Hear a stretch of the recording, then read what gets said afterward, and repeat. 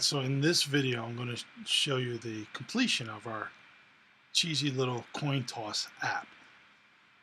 So this is the 12th and final installation of the tutorial for completing this project, and I will include a zip file link to this whole project so that you can have that to work around with should you care to.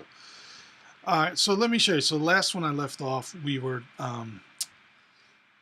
where were we? We were actually creating the scale animation of the image of the coin, the head's image of the coin. Actually, I think it was right this line of code here that we looked at for the scale animation, right? I've added some things to this. Let me show you what the final product looks like, and then I'll describe what I've added. Okay. So we have this here, and you click on the hand. Yeah, I changed the background color to green here. Click on the hand, and I start off with the coin, the head coin there, and we hit toss coin, and get a drum roll, and then it shows you the image. So we click this, we get a drum roll, we see the coin sprite flipping for 3 seconds, and then it reveals in text, although it got blocked out the last word there. And then the image comes up. So click it. Heads twice in a row. Wow. Let's see if we can get a tail. Tails. Okay. So there you go. Let me show you how we got this done. So let's first take a look. One of the simplest parts is the sound. I had us actually use this AV audio player variable, and to use this we do need to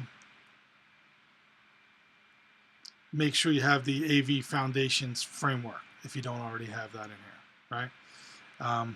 So we did add that by just clicking on this plus sign and then adding it there.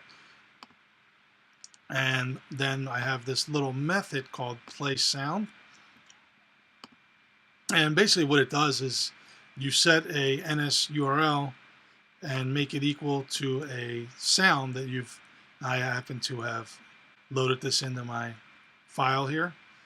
And so that's there. I just found this online at a free repository.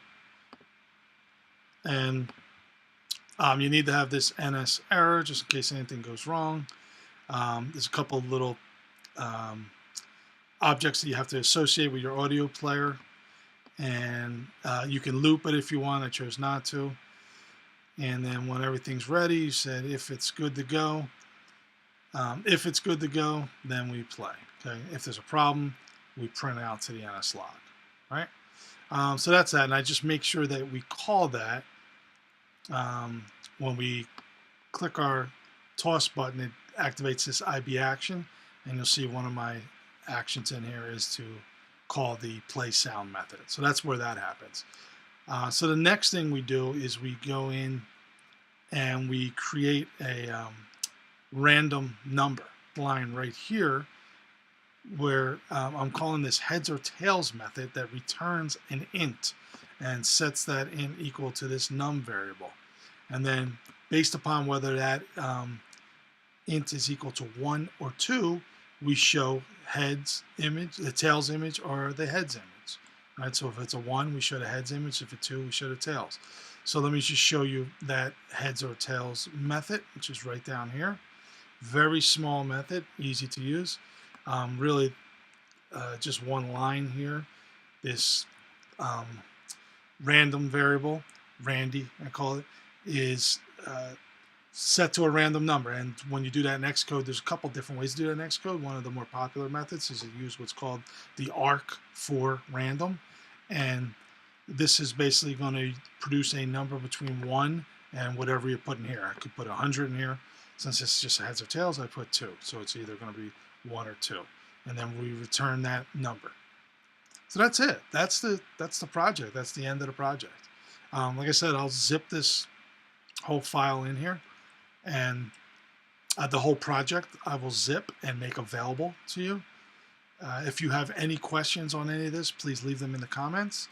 Please like the video if you enjoyed it, and subscribe. Thanks. I hope you enjoy this.